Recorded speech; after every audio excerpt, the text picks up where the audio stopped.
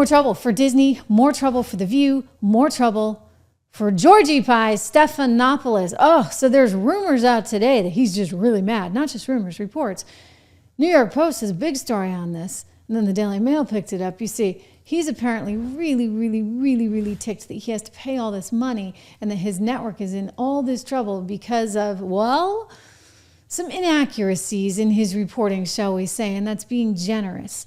He accused the president of doing some stuff that he didn't do. We'll get into the gory details in just a moment. But as a result of that, Donald Trump's like, hey, I'm suing. And instead of actually taking the thing all the way to court, and a lot of people are saying, well, you know, if they really cared about journalism, maybe they would have taken it all the way to court.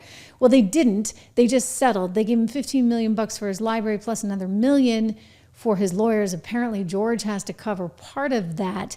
And he's really angry. So I wonder if he's going to last there.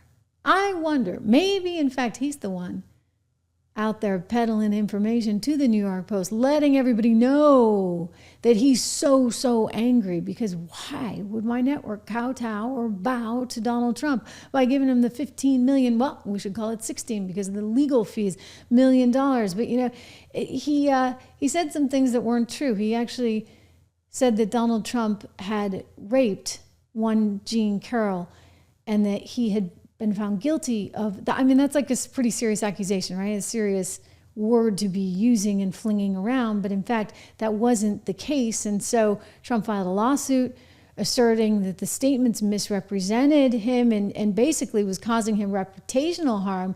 And guess what?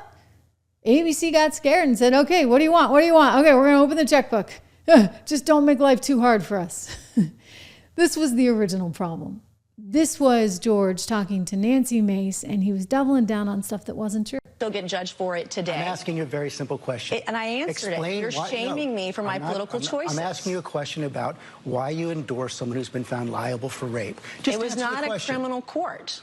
It was a civil court. It was a civil court. And by the way, she joked about the judgment and what she was going to do with all that money, and I find that offensive. I'm asking you about the man as a rape victim who's been shamed for years now because of her rape, you're trying to shame me again by asking me this political question. You've repeated that again. I think it's offensive. As a woman, I find it offensive. My political choices, I've endorsed the man that I believe is best for our country. It's not Joe Biden.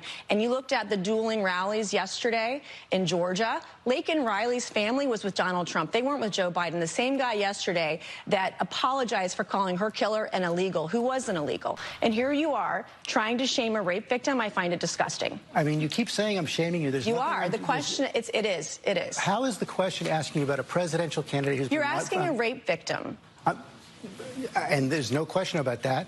And you've courageously talked about that. Because I've been raped. I think that's disgusting. No, I'm questioning your political choices because you're supporting someone who's been found liable for rape. Actually, I'm not trying to shame you. You are. That's exactly what you're doing. You're not answering the question. I think it's disgusting. Well, you're welcome to say that, but you have to answer the question. Why are you supporting someone who's been found liable for rape? I just answered your question. What is the answer? He was not found guilty in a criminal court of law. It was sexual abuse. It wasn't actually rape, by the way. And E. Jean Carroll joked about all the money she's going to get and made a mockery out of this case. And I think that's offensive. There's a reason why women don't come forward. And when you have someone who says that they're raped and they make a mockery out of this civil court judgment, it's offensive to other women. It makes it harder for other women to come forward when another woman has made a mockery of it. You said women don't come forward because they are afraid. They are afraid because they are defamed and shamed by those like you're trying to shame me this morning. They are afraid to come forward, as you said, because they are defamed by those who commit the rape. That's what Donald Trump has been found guilty of doing. He defended himself over that and denies that it ever happened, but he was not found guilty. So you see how George kept saying it and saying it and saying it, even though he had never been found guilty of that in a criminal court. So it's like, what's going on? And like, why is it just okay because he's a public figure? I'm sorry, but I'm so sick of that. It's not right, because as a journalist, you actually still should be accurate. And by the way, he doesn't even pretend that he's an opinion journalist, right? Like, and clearly he has an opinion. He actually just pretends that he's an actual journalist with a capital J.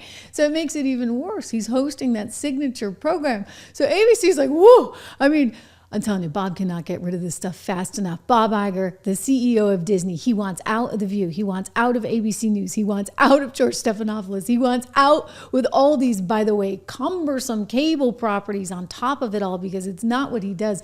Gosh, at this point, I think he wants out of Snow White as well.